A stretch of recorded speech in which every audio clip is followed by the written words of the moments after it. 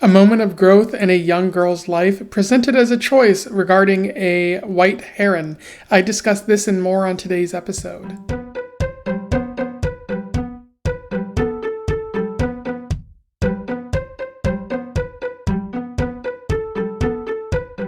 Welcome back to Around the Weird, a booktube channel where I talk about all the strange and out of the ordinary literature that I have found in my travels. Today it is Short Story Tuesday, so I wanted to focus on a short story today, of course. Today's short story is, as I said, all about birds and young girls and farm life and whatnot. I am referring to A White Heron by Sarah Jewett, which was published in 1886. For those who don't know, Sarah Jewett is a white American author who lived between the mid-1800s to the early 1900s. She was known for writing books and short stories and things like that. And primarily her work focused on rural Maine or just rural lifestyle, those sorts of ideas, which a lot of people have speculated is just mostly her talking about her own life or something similar to her life growing up, because she grew up in a rural area, and some of that might be reflected in her literature. What's also interesting is that she had a Boston marriage with another woman, Annie Fields, I believe is her name. After Annie's husband died, James Fields, they lived together and served in a Boston marriage, which is a sort of companionship between two women in the Northeast, where they lived together without being married or anything like that. Although, as other people have said, most of these were sort of lesbian relationships where they didn't say out loud that they were in that type of relationship. And it's speculated that Sarah might have been gay because she wasn't married otherwise, I don't think.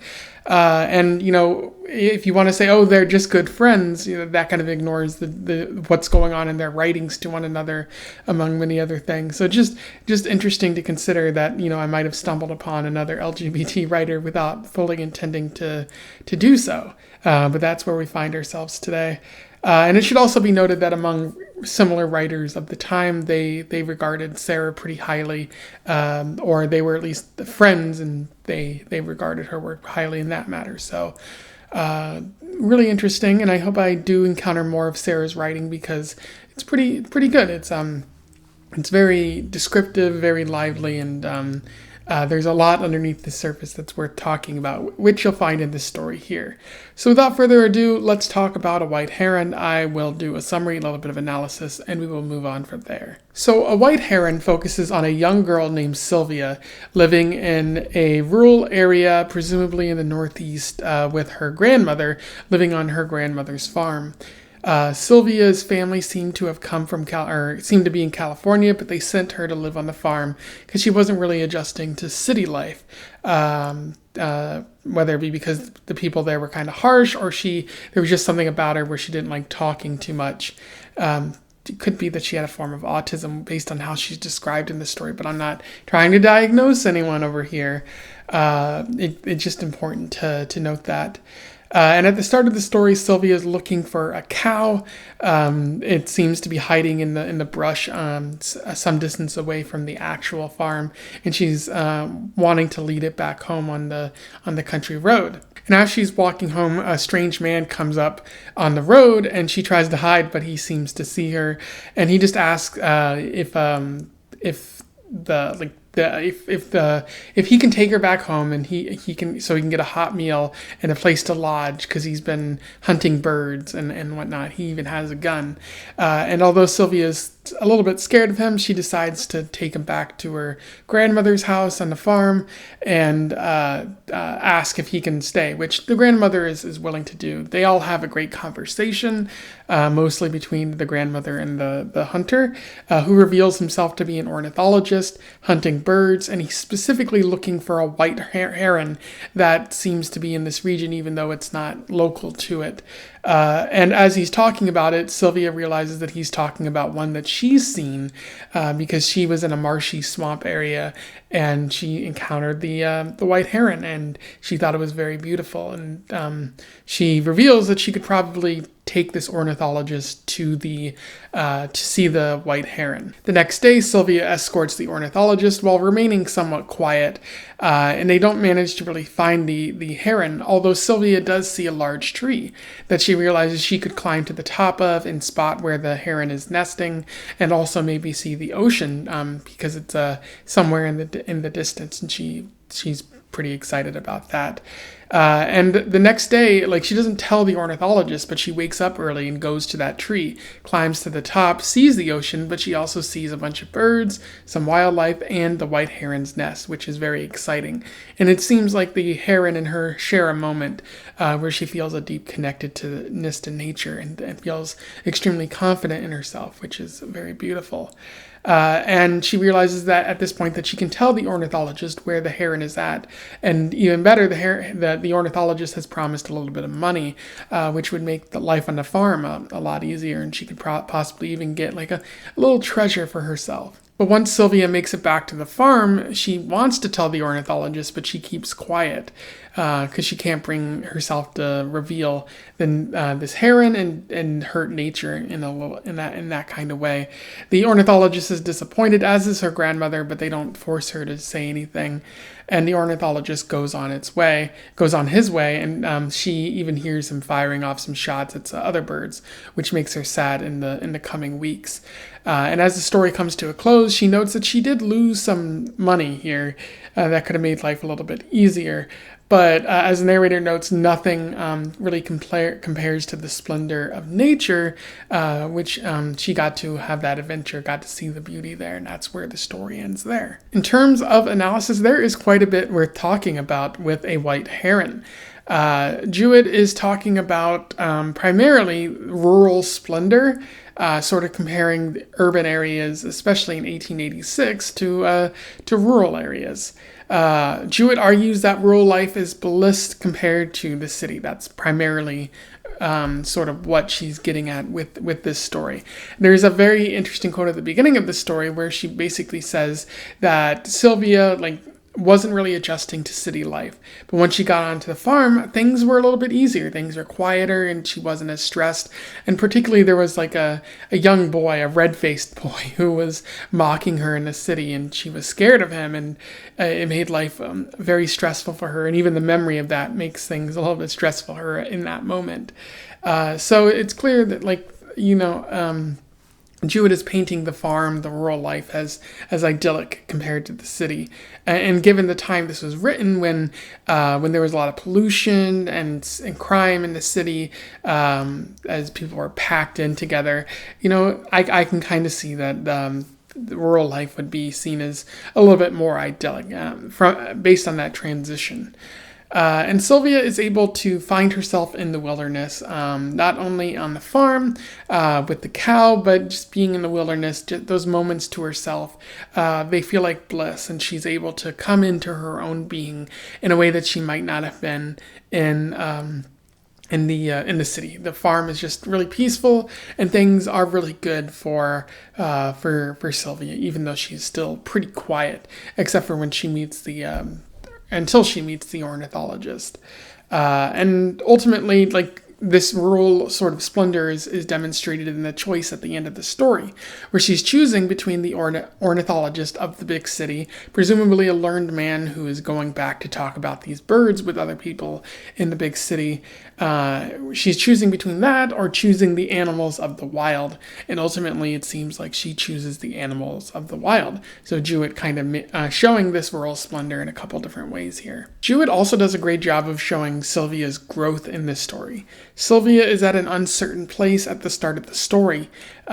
She seems to be having a good time in the countryside, but 8 years or 8 years previous in the city have proven to be somewhat of a challenge for her, as she hasn't really talked to a lot of people, or she felt like she was getting mocked in the city or something like that. Just a troubled city life where she was maybe forced into a role that she didn't want. And then family struggles. I think one of her family members has died, maybe her father. And so there's not really a lot for Sylvia. And so maybe that's one of the reasons she's not really talking, is she's seen some loss, she's seen some hardship in that matter, which is unfortunate and sad. You really feel for Sylvia as you learn a little bit more about her. And then there's that difficulty talking. I mentioned that she had autism, that she might have autism or something, similar. It's weird to diagnose people in the 1800s with that, but she's mute, and that could be a mental health thing where she lacks a certain confidence, or she might just be a mute individual, not really choosing to talk with other people, and so that's all kind of where Sylvia is at the start of the story, but things change once she meets the ornithologist. Things change once she feels a deeper connectedness with this heron. And I do feel like this might be representative of a restrictive gender culture, especially in the late 1800s. Women were vying for equality, and it wasn't really given to them at that time. They were still forced into a certain role, and maybe that's what Jewett sees in the world, and she's showing that through Sylvia's eyes, sort of coming to understand what's expected of her, and not really being able to find it in the city, and then coming to the farm and getting more independence and feeling more comfortable in her sort of feminist journey, because a lot of people have speculated that it's about Jewett's life, but it's also, there's also a speculation about a sort of feminist element, especially given that the ornithologist is a man, and he's offering money, and Sylvia rejects that money in favor of her own independence, in favor of life in the wilderness, and embracing that sort of rural bliss, as I mentioned before.